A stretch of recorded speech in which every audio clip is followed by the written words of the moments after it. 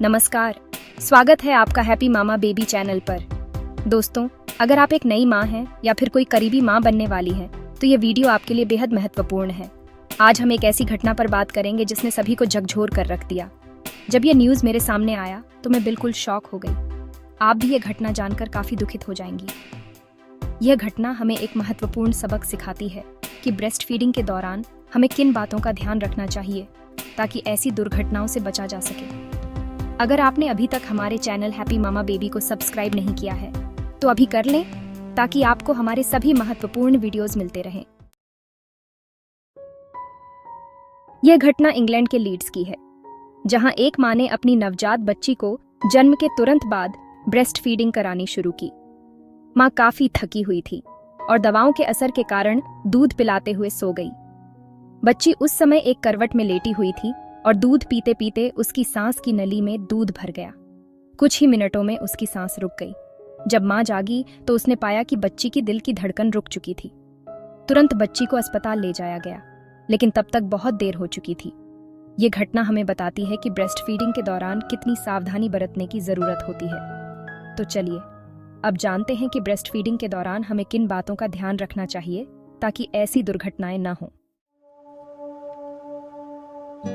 Breast feeding के दौरान ध्यान रखने योग्य बातें। 1. ब्रेस्ट फीडिंग के दौरान मां और बच्चे की स्थिति। सबसे पहले ब्रेस्ट फीडिंग के दौरान मां और बच्चे की स्थिति पोजीशन बेहद महत्वपूर्ण होती है।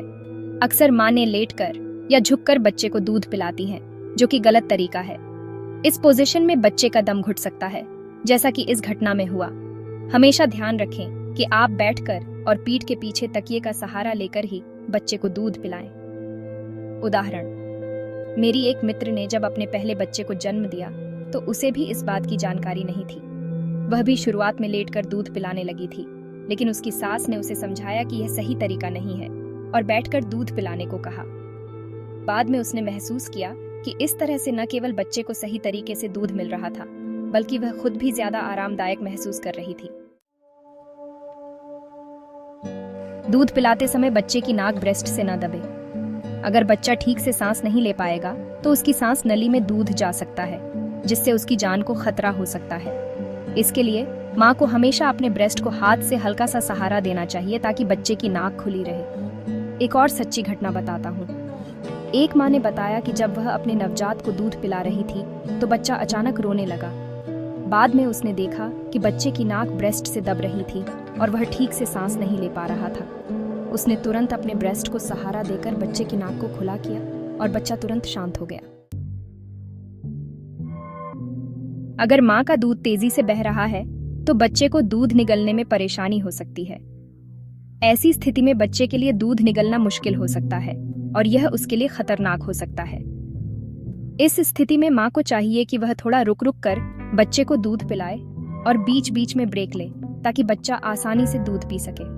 मेरी एक कलीग जिसने कुछ समय पहले ही बच्चे को जन्म दिया था, उसने बताया कि उसे भी यही समस्या थी।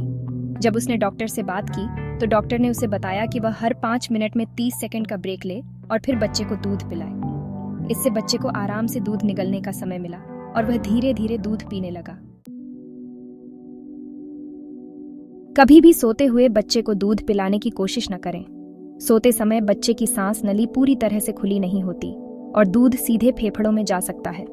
अगर बच्चे का दूध पीने का समय हो गया है और वह सो रहा है तो उसे धीरे से उठाएं।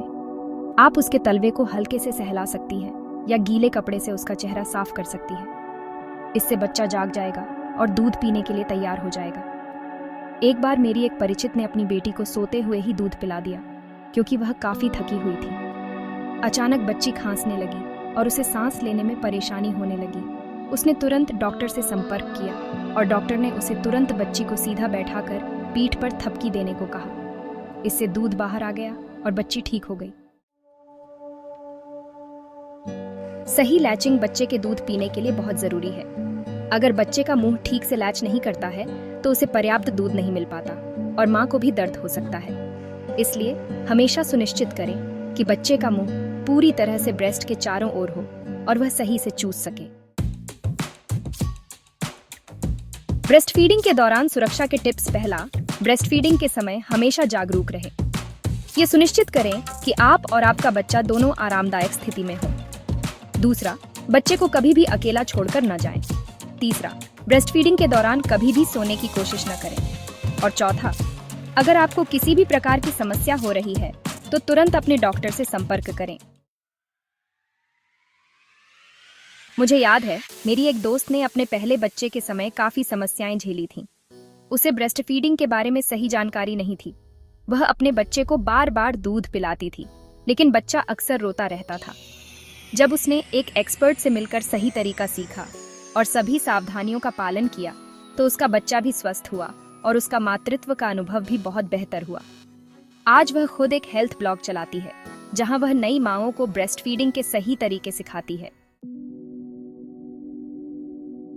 अगर आपको यह वीडियो उपयोगी लगा तो कृपया इसे लाइक करें, शेयर करें और हमारे चैनल हैप्पी मामा बेबी को सब्सक्राइब करना ना भूलें। इससे हमें और प्रेरणा मिलेगी कि हम आपके लिए और भी उपयोगी जानकारी लेकर आ सकें।